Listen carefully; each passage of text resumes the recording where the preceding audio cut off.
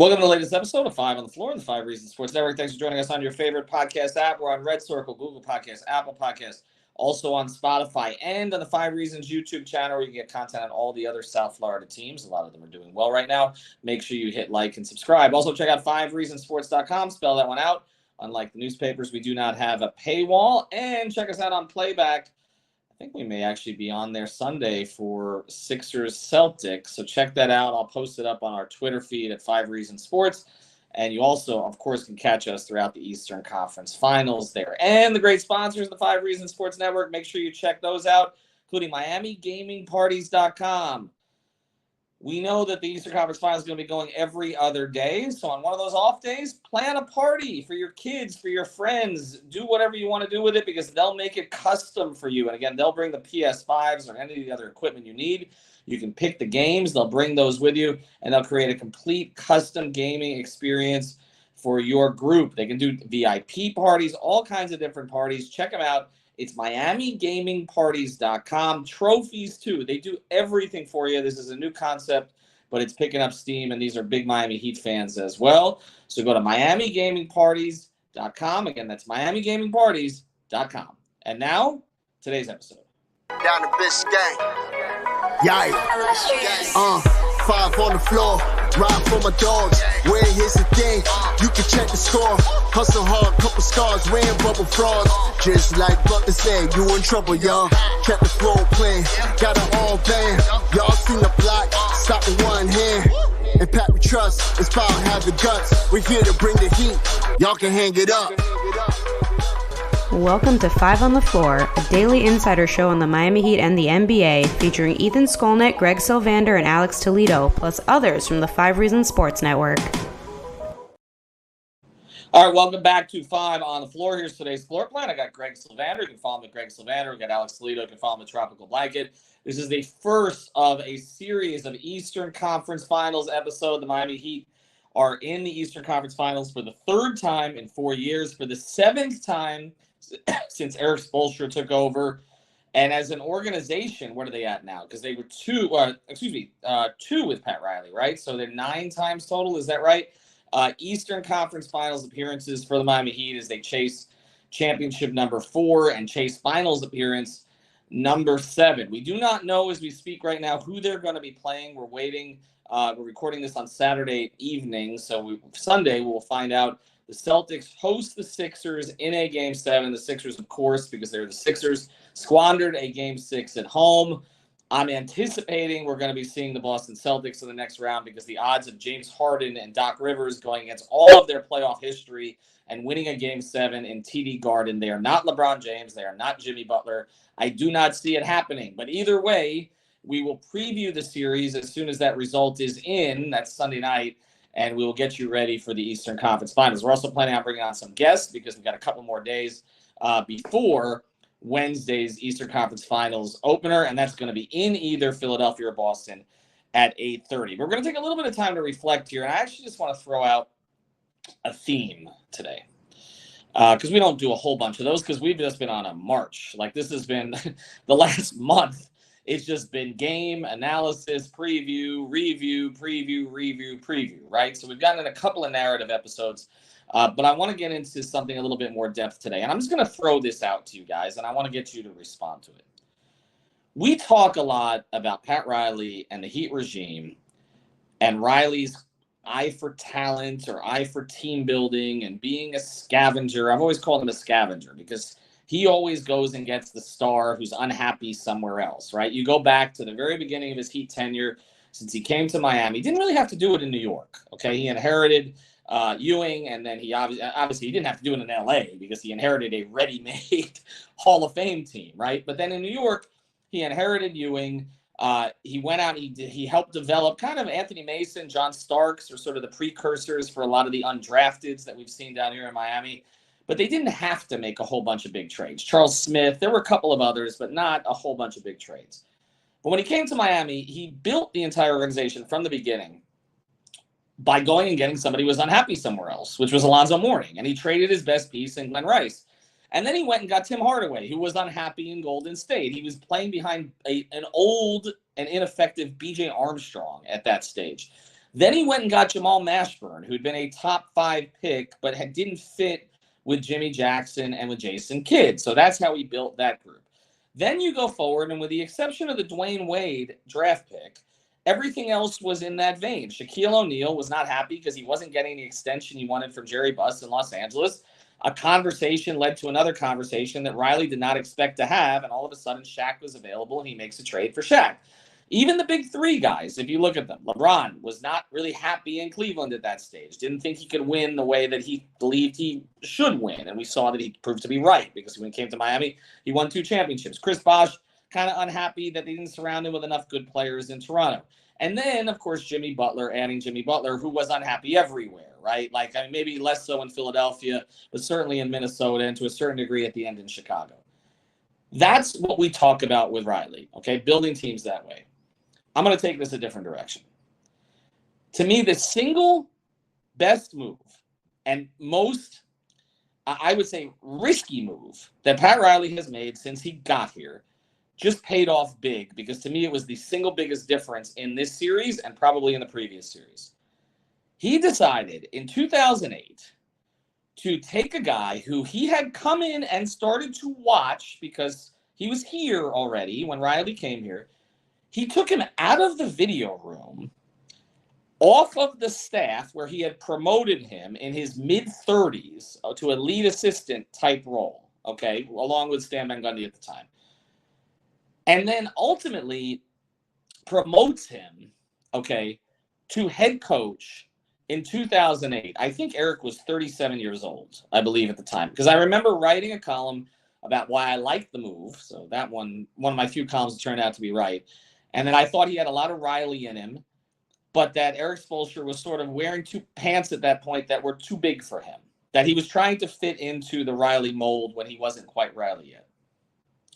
We look at this now, 15 years later. Eric Spoelstra has been to 7 Eastern Conference Finals. He won with a team that had more pressure than any team in NBA history. He took them to 4 finals. He overcame 9-8. In the first year. He overcame the fact that most presidents, executives would have gotten a different coach to coach LeBron and Chris Bosh and Dwayne Wade. He overcame losing in the finals in kind of embarrassing fashion, even though it wasn't really totally his fault. It was more LeBron's than anybody else's in 2011. Overcame all of that, won 2 championships, got to 4 conference finals with that team, and then has been here for every incarnation since. And I'm thinking, Alex, as we're going to bring you guys in on this, I'm thinking back to the conversation with Eric Spoelstra at Media Day in 2019, where he was talking about using Jimmy Butler the way that he used LeBron James, okay? That he thought that Jimmy Butler could be more of a facilitator, the ball could be in his hands more often. They were going to do some things with him that maybe other teams had not done with him, even though he was an all-star. And now you look at this, and the Jimmy Butler era, a guy who is notoriously difficult to coach, okay, has totally bought into Eric Spoelstra to the point that whenever I ask any questions about Jimmy's happiness or unhappiness, the first thing that is said is, well, he loves Spo, but it always starts with Spo. Total trust in Spo. So here we are.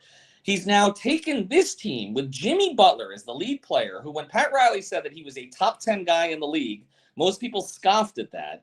That team has now been to the conference finals 3 times in 4 years, has been to an NBA finals, was within a shot of another NBA finals. I'm going to make the argument that promoting Eric Spoelstra to head coach is the single best move that Pat Riley has ever made in Miami. And you know what the second best move is? Because it's in the same vein. Eric Spoelstra is now considered the best coach in the NBA. You know who's considered the best capologist in the NBA? Andy Ellisberg. Another guy that Pat Riley inherited. A guy who started on the bottom of the food chain also, okay, doing PR way back when. A Heat original. So you have the 2 people, and again, when I ask about Jimmy Butler, the 2 people he has the most trusted in the organization are Eric Spoelstra and Andy Ellisberg. I hear that all the time. 2 people that no other organization would have given these roles to. And no other organization would have stuck with them through everything, and no other organization then would have reaped the benefits of having the best coach in the NBA and the best capologist / GM in the NBA. And so we can talk about moves that Pat made or didn't make, and I think a lot of his moves have been hamstrung from above by not salary cap, but luxury tax concerns that he's in, and things that he can't talk about publicly, which is, I think, one of the reasons he hasn't spoke the entire season, which we've talked about a whole bunch. But my argument is more than a talent evaluator, because look, anybody can say, that guy LeBron James, that guy Chris Bosh, we'd like to have him on our team, okay? But it's different having promoted and worked with for years somebody who has the foresight, like Andy Ellisberg, to figure out a way to get that done, to have the cap space available, to make more with less the way that Andy has, to make more with less the way that Spo has.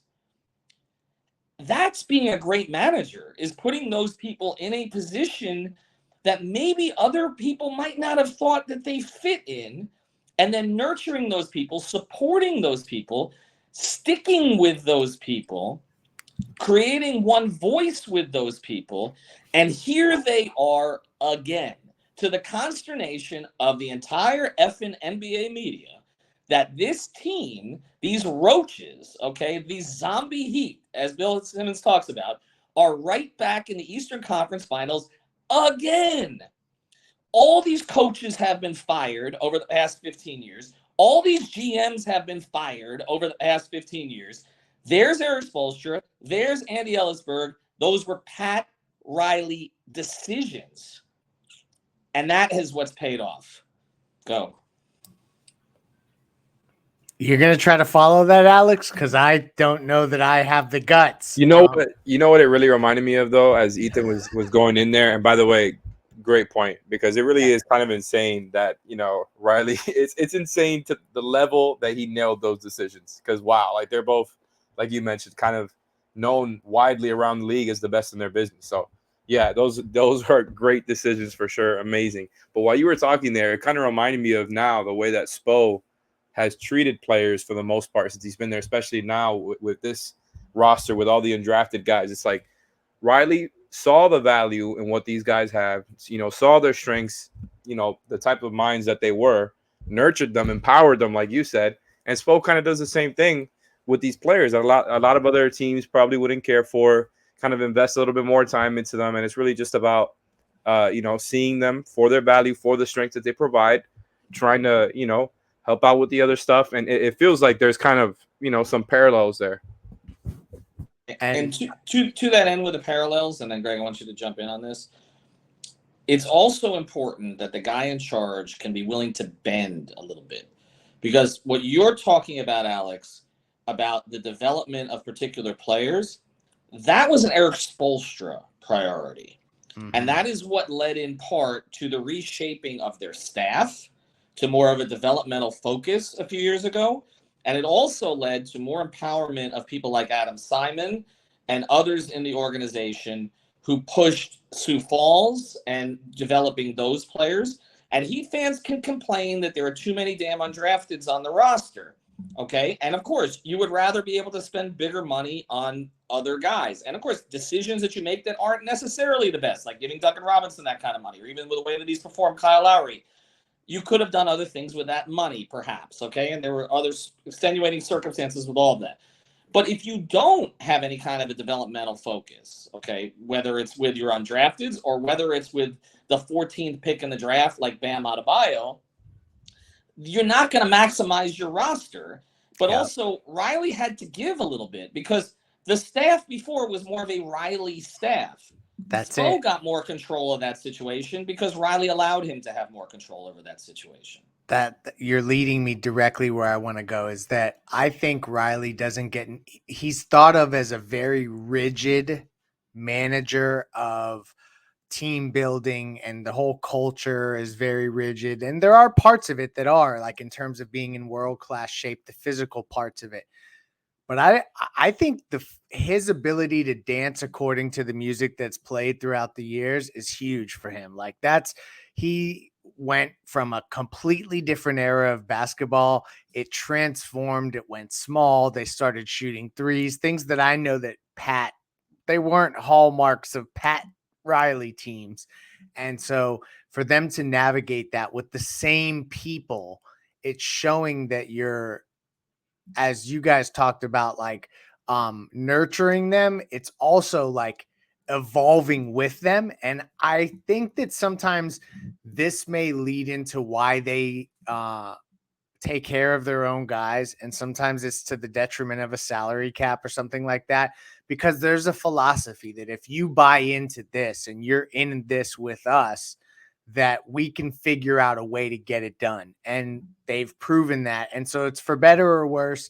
And I think overall it's been for better. And so that's just a huge thing that I think that the emphasis going forward, because you always want to think about succession planning too, is that they've now proven the ability to pivot and do different things, to build teams different ways.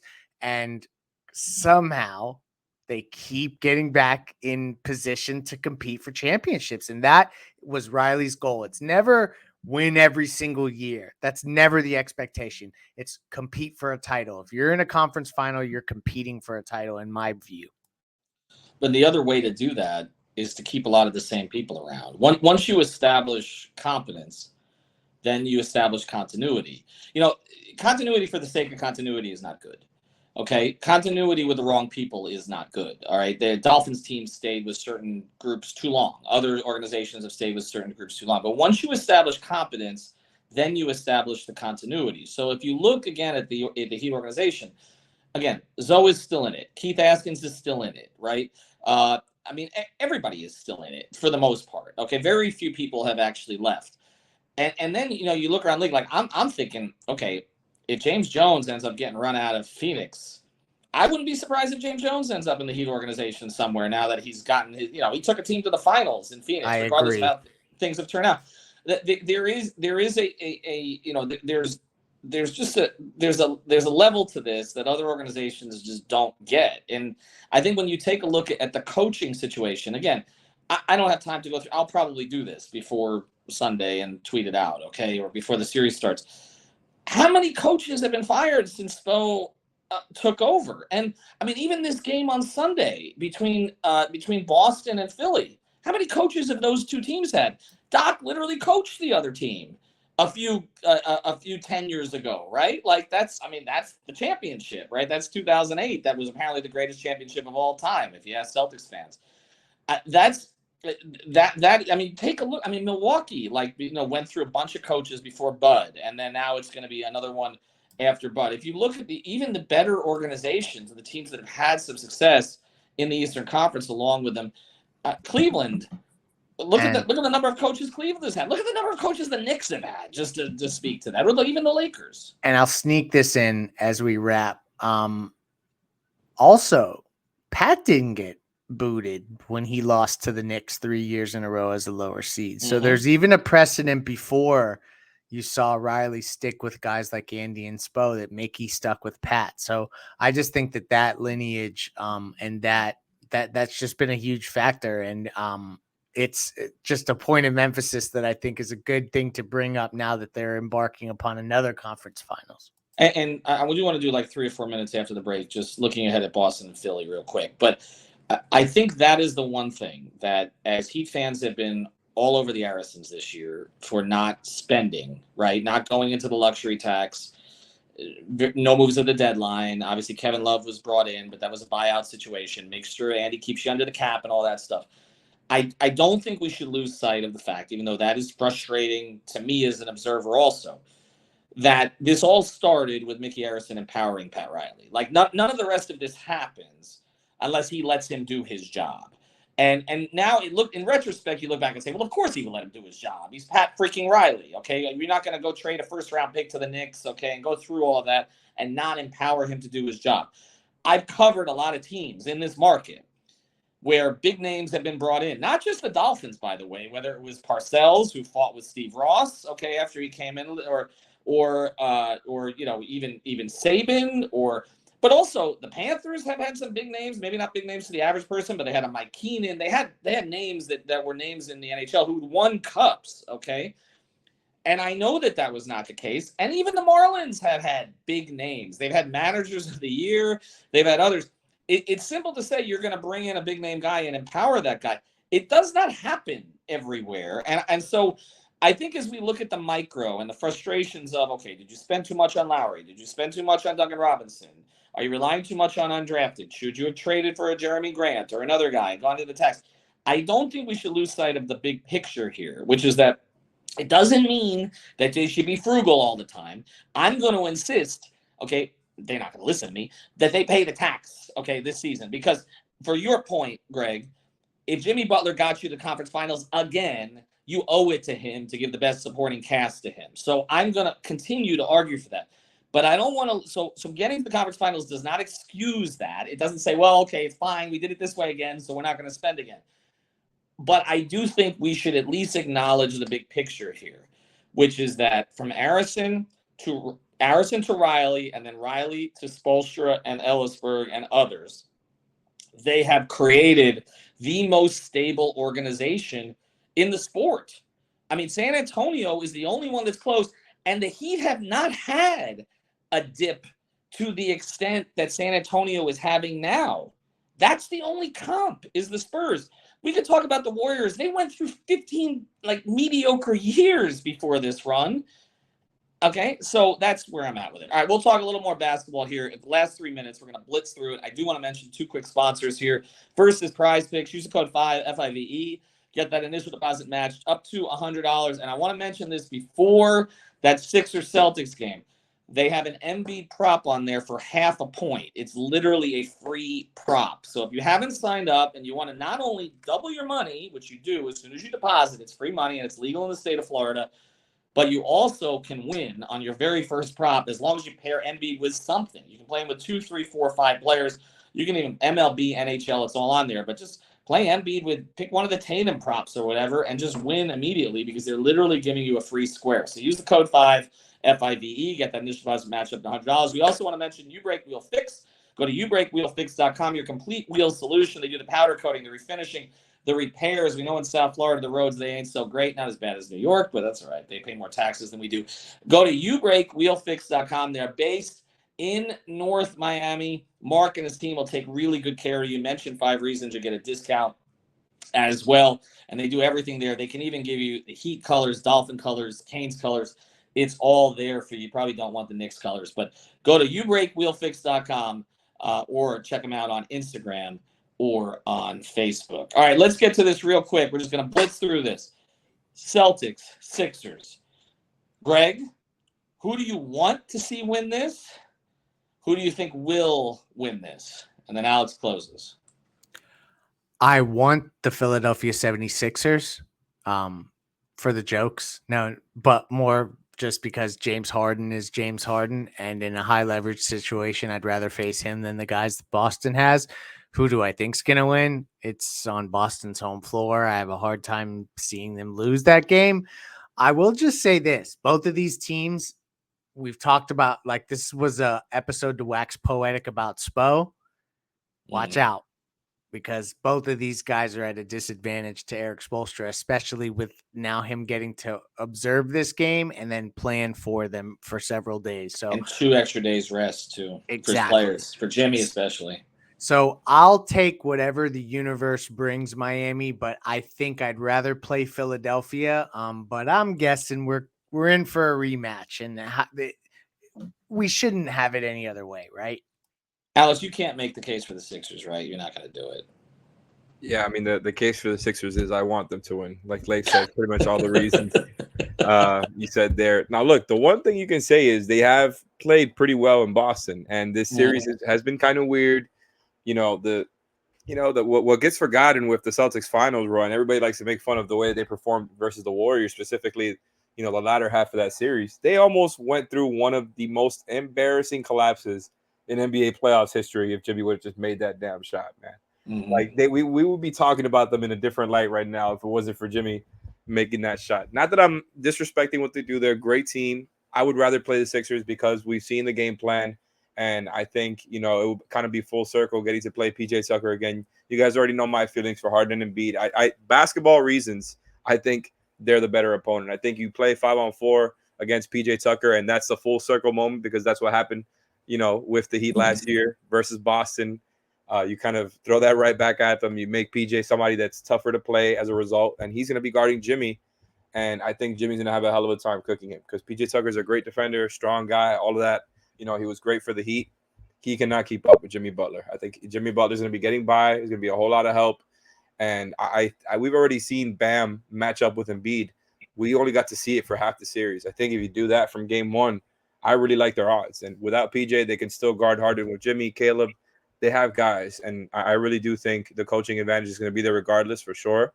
Mm-hmm. But it's probably going to end up being Boston. And, I spent all season saying I think we're going to get a sequel of the bad Bucks ending, and we're going to get a sequel of Boston. I mean, not even the sequel. This is the third entry here now in the Jimmy Butler era that there's going to be a Heat Celtics Eastern Conference Finals. So yeah, I'm going to be excited regardless. I like their chances better versus the Sixers, but both teams have shown signs of shakiness, right? I'm not sure what's going to happen in Game 7, and Rob Williams not necessarily as athletic and imposing as he was last season.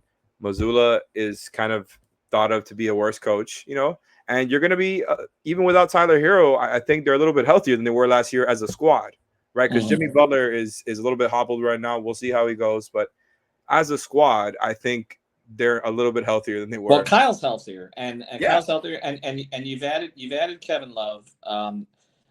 Here's the thing about it: the Celtics on paper look better than last year. On the floor, they look worse. And so I'm with you that I think you'd rather see the Sixers because I think they have all the answers for the Sixers. And my feelings about James Harden. I tweeted this out the other day. 21 playoff games in his career, he has shot 25% or lower. 25% or lower in 21 out of 177 games. That means he's due for at least one of those in a series. I mean, it by percentage, it's 4 times greater than that ever happened to Dwayne Wade. To me, you want to see Harden all day long. The guy that would worry me for the Heat against Philadelphia is Maxey. That is the guy that they will have to handle, control. But we just saw they couldn't control Brunson. They won the series in 6 anyway because they just had more answers against the Knicks. And Brunson is just like 3 times as good as Maxey. Yeah, Brunson. I will say that my one takeaway is Jalen Brunson's going to be a problem for the Heat for a very long time.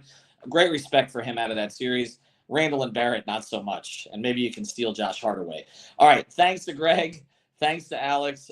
Check out our sponsors, MiamiGamingParties.com, Prize Picks, and UBreak. Wheel Fix. Again, Prize Picks. Use the code 5FIVE. Whatever you do on Sunday, play the Embiid prop. If you have to watch him flop, at least make some money off of it. Have a good day, everybody. Thank you for listening to the 5 on the Floor on the 5 Reasons of Sports